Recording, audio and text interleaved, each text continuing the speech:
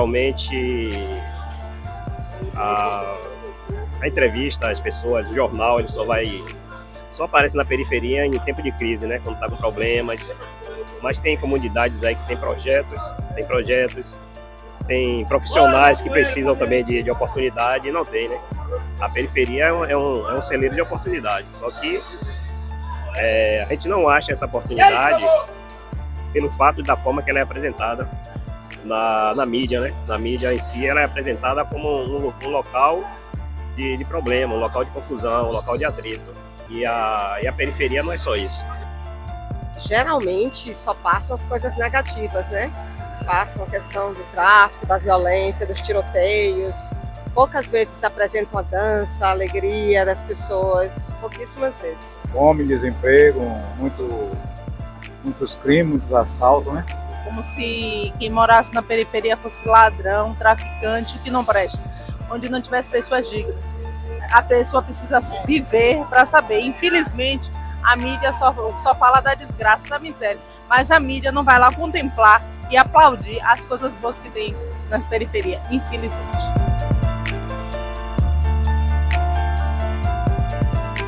Sempre o favelado é dito como ladrão, né? Para a grande sociedade. Eu sou favelado e sou trabalhador, entendeu? Nasci na periferia e estou na periferia até hoje.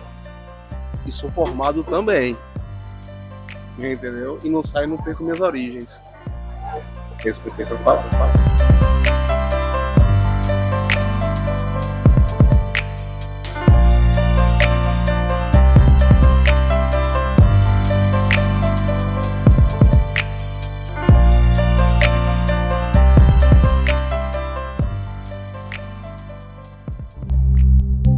O jornalismo tem a responsabilidade de exercer um papel social, mas no telejornalismo de Salvador ainda é visto um investimento frequente na retratação da vida na periferia, reduzida a pobreza, criminalidade e reportagens que reforçam estigmas discriminatórios.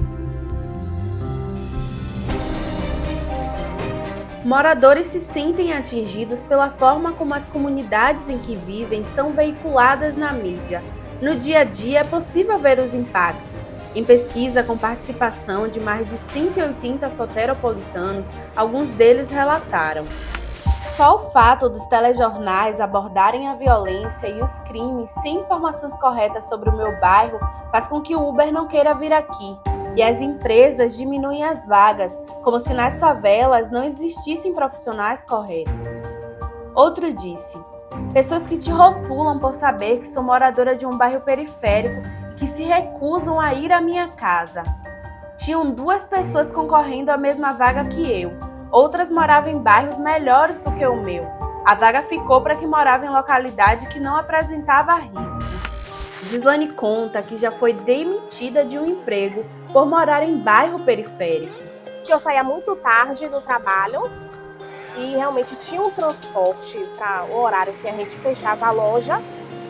Então, realmente, por causa do bairro, que é visível de que é muita violência, então não podia vir me trazer até minha porta. E aí, como foi? Aí teve aquela conversa entre os donos da empresa, tudo certinho. Então, foi um tempo que se organizaram para poder sair. Então, o carro ele disse que não vinha? Não podia vir porque era muito tarde e era perigoso. E aí você teve que sair do trabalho? Foi. Porque aí eu atravessava a passarela para poder aventurar um ônibus para eu vir para casa, por causa do horário que eu saía o quê? Meia-noite. E aí eles te chamaram para conversar? Foi. Aí me chamaram para conversar, falar realmente sobre o transporte que não dava, se eu tinha alguém na minha família que podia ir me buscar no trabalho, como não tinha. Deram uma desculpa, simplesmente, mas eu já sabia que era mesmo por causa do transporte. Porque nem todo mundo queria vir entrar no bairro. Como foi que você se sentiu com isso? Eu me senti péssima, né? Porque hoje em dia é uma queixa e antigamente não tinha essa possibilidade de você dar uma queixa, né? Discriminação. Hoje, falando do 2023, a gente viu que surgiu algumas evoluções. Quando a gente vai ver alguns programas específicos, a gente vê que alguns repórteres, quando vai também na favela, eles se conectam, mas isso é uma ou duas emissoras. Acho que, falando de Salvador, que é a cidade mais negra fora da África, a gente botar um canal de TV e ver a negritude, o favelado sendo minoria dentro de uma programação dessa, ainda falta evoluir muito.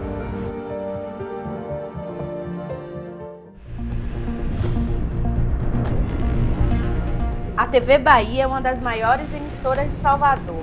Com experiência de 20 anos de telejornalismo, Bruno Pita, que já chefiou equipes de reportagem e produção, fala sobre a preocupação que existe em não reforçar estigmas.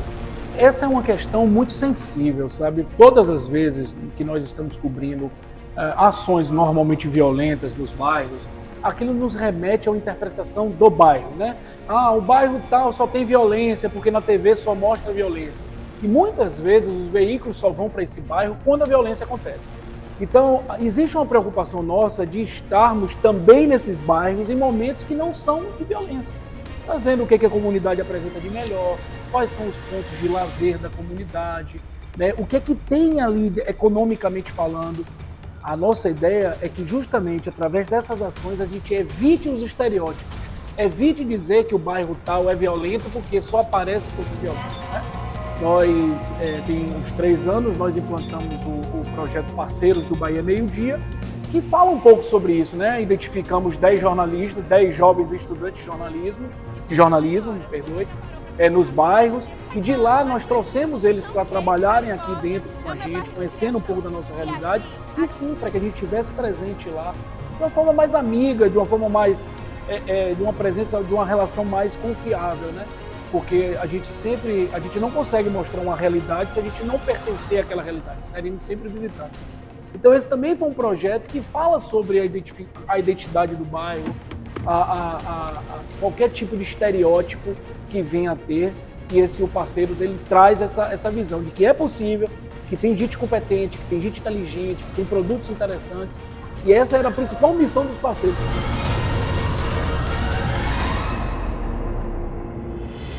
O discurso falado, associado a imagens impactantes, constroem o imaginário das pessoas. E é por isso que é necessário investir de maneira proporcional na informação positiva a respeito das comunidades. Na periferia, há histórias inspiradoras. Entendendo isso, foi que o portal de notícias Nordeste Eu Sou mudou o olhar de dentro para fora sobre o Nordeste de Amaralina. E por aqui a agonia não para, já estou aqui na principal do Vale das Pedrinhas e olha que essa agonia!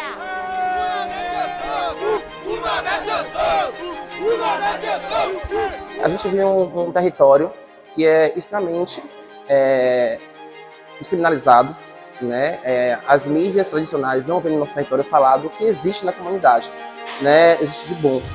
Esportistas, músicos, festas maravilhosas que não tem um nível de violência na nossa comunidade.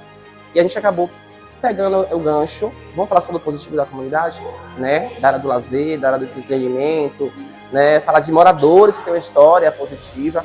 E isso fez o Nosso Eu Sou ser o que é hoje, né? Contar a história para Salvador. Né? Salvador conhece o nosso território por conta do nosso trabalho. Logo no momento a gente tinha sede, né? Cada um em suas casas, fazendo suas matérias, mandando para a equipe pelo grupo, né? Pelos e-mails. Né? Hoje a gente tem uma sede, sim. A gente ainda trabalha em home office, a equipe de jornalismo. A sede funciona para ter atividades, né? Como boxe, karatê, jiu-jitsu e outras atividades também aqui, além do serviço social que a gente também faz aqui dentro do espaço, que é a doação de cesta básica, sopões.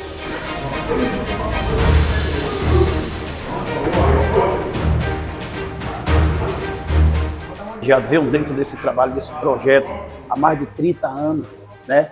E o site chegou depois, temos 13 anos, o site faz 13 anos já, o site Nordeste Eu Sou, e chegou para agregar, né? A gente fazia nosso trabalho, participava de competições e não era divulgado, não tinha como a gente apresentar nossos atletas, né? E hoje, graças a Deus, a gente tem como, com essa parceria do NEST, até porque alguns atletas entram aqui para treinar sem expectativa nenhuma, autoestima lá embaixo, né? Sem esperança nenhuma de vida, e de repente chega aqui, consegue ter expectativa, vida, né? O sonho, né? Aquela chama do sonho dele de um dia estar no ringue, poder fazer alguma coisa pela mãe, pelo pai, que depois começa a participar do boxe, passa a ser reconhecido, né? Então isso pra gente é gratificante. E com a parceria do NES ficou melhor ainda. A gente trabalha com jovens do território, né, que estão em formação acadêmica de jornalismo, outros não estão, né, tem outros caminhos aí, jovens que ainda não entraram na faculdade, e já passaram pelo Nordeste do Sul em torno de 200 jovens, 300, que é muito rotativo a nossa equipe. Todos os sábados, o pessoal de Santa Bárbara vem vender aqui no Vale das Pedrinhas. Tem uma feira que todo domingo acontece aqui, pessoas da Pituba, Rio Vermelho, outros bairros vêm comprar aqui. Sabe, tem a Feira de São Joaquim, a gente tem a Feira do Nordeste, sabe? Nas segundas-feiras aqui, a gente tem a nossa praia aqui, na Ribeira tem a segunda-feira sem lei. Né? Segunda-feira sem lei é que também a mesma coisa, a nossa praia aqui enche de pessoas, vai curtir, vai dançar, vai beber, vai se confraternizar, trocar, sabe? Então assim, tem todo um contexto aí que pode ser contado, que não conta, sabe? E aí a gente luta todos os dias para trocar essa imagem que nós temos. Hoje a gente quebrou muito esse paradigma. Nós somos um bairro violento, um bairro inacessível. Então as pessoas vêm aqui sem problema algum. Grande parte da população de Salvador vive em comunidade periférica. Em nota, o IBGE diz que a capital baiana possui mais de 2.500.000 habitantes. Dentre os 60 bairros que participaram da pesquisa para a construção dessa reportagem, calcula-se aí em média 1.300.000. Ou seja, Salvador é uma capital com diversas favelas e favelados. De acordo com uma pesquisa do Data Favela, o Brasil possui mais de 13.500 comunidades. É um número alto de pessoas que precisam de representatividade. Por isso, a CUFA luta para que a favela seja reconhecida como um lugar de potência. A CUFA atua em várias frentes. A gente, durante a pandemia, atuou principalmente na frente de combate à segurança alimentar, mas a CUFA já existe há 25 anos, começou no Rio de Janeiro, hoje está no Brasil inteiro, em mais de 5.000 favelas. Mas a grande diferença é que a CUFA vem atuar nesse território não para mudar, mas potencializar aquilo que existe de positivo. É colocar as pessoas daquele território como protagonistas da sua própria ação. Favela como uma grande potência. O Celso Taíde, fundador da CUFA, ele sempre falou, favela não é carência, favela é potência. Potência em economia, porque se a favela fosse um estado brasileiro com o número de renda, seria o maior estado do Brasil, com 202 bilhões de renda por ano a favela movimenta. Se nós movimentamos essa economia, nós também consumimos. Tirar essa ideia que favela é carente, tem pessoas carentes. A favela tem doutores, tem doutoras, tem jornalistas, tem juiz, tem desembargadores. A favela tem de tudo, a favela é um mundo. A favela não é aquilo, a favela é o mundo.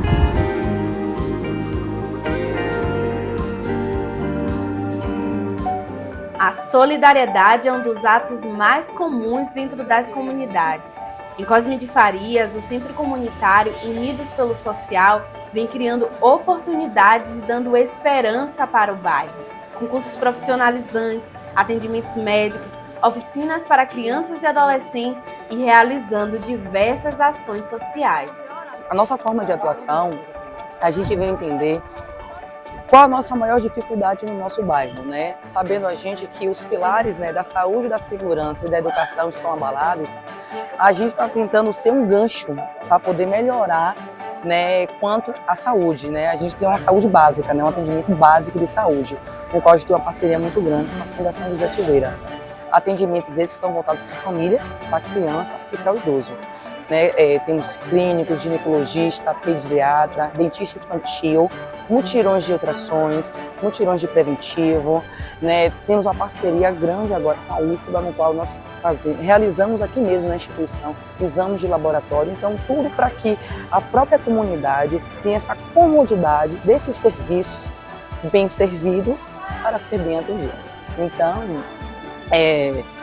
a gente entende que o que a gente faz volta pra gente, né? Então é um sorriso, é saber tratar e isso se multiplica. Aqui nós temos várias oficinas essa que a gente tem o pontapé inicial, que a gente sabe que o que abala principalmente o nosso bairro, a gente trata principalmente criança e adolescente, no qual temos oficinas específicas para esse público. Oficina de balé, oficina de jazz, oficina de capoeira, oficina de música e percussão.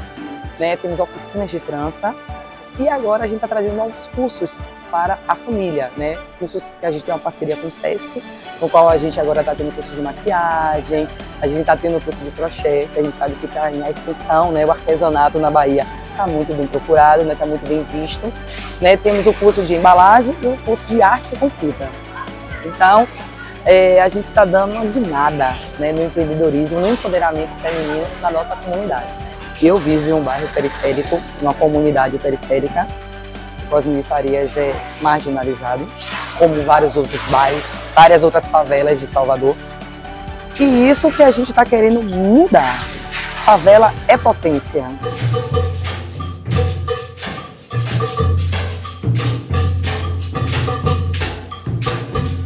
Hoje, com o Sergipe aqui no bairro de Cosme de Farias é mais fácil. Onde é ONG? Onde é ONG do sossego? Então, virou um marco. As pessoas entenderam que no sossego, atendendo Cosme de Farias como um todo, é um local que atende a comunidade sem distinção.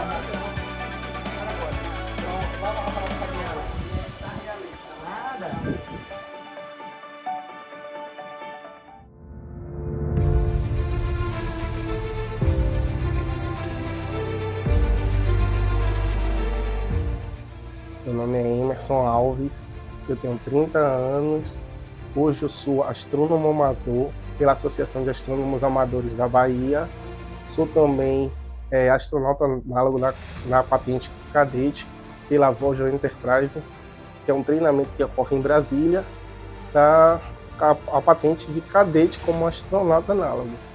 E hoje eu participo de alguns projetos, tanto da NASA quanto comunitários, levando astronomia para os bairros.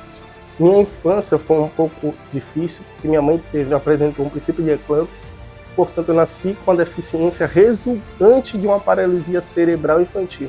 Infância pobre, humilde, morava no bairro da Massaranduba, lá na Cidade Baixa. Eu cresci, sempre fui apaixonado pela área de ciência e de astronomia, mas a gente não encontra nem na mídia, nem dentro das escolas, o incentivo das crianças, das comunidades a buscarem conhecimento dentro da ciência, a buscarem projetos dentro da ciência. Então eu cresci com esse desejo, só que eu não tinha nenhum tipo de orientação, não tinha nenhum tipo de recurso, nenhum tipo de conhecimento que me pudesse realizar meus sonhos dentro da área científica e da área de astronomia. Durante a pandemia, eu tive um encontro com a astronomia. Acho que a astronomia me resgatou durante a pandemia. Hoje eu tenho mentorias de cosmologia, curso de astrofísica, de astronáutica, de treinamento de astronauta. Hoje eu tenho mais de 10 cursos na área.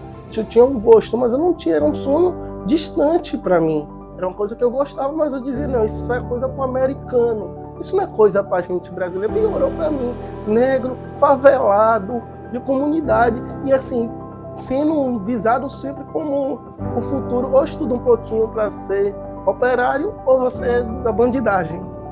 E é isso que retratam hoje da gente que vive na comunidade. Hoje eu faço até esse projeto, como a gente vai ter a oportunidade de ver junto, de levar astronomia dentro do bairro, para mostrar que dentro do bairro não tem só a criminalidade, não tem só o que a mídia reporta como se fosse só violência. Não, a gente tem cultura, a gente tem ciência, a gente tem uma diversidade multicultural.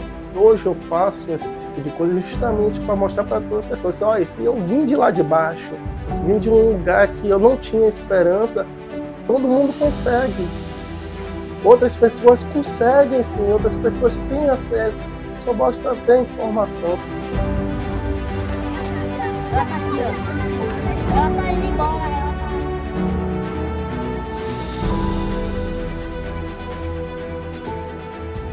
Ter essa oportunidade na minha vida é única, de verdade. Eu agradeço bastante a Emerson pelo que ele está fazendo, não só por mim, mas por toda a criançada daqui do bairro. Isso aqui constrói verdadeiros sonhos, entendeu? Por mais que chegue um momento em que a criança ela decida não querer mais aquilo para a vida dela, mas isso já gera um rumo, já faz ela pensar assim, não, eu quero ser alguma coisa que eu crescer. Eu não quero ser só mais um em meio a todo esse esse dilema que é você ser uma pessoa de periferia, de um bairro periférico. Isso aqui, a história de Emerson mostra que a gente pode conquistar o mundo. A gente pode se tornar uma pessoa que a gente não imagina que a gente possa ser.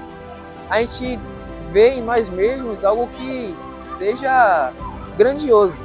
A gente enxerga o nosso verdadeiro valor.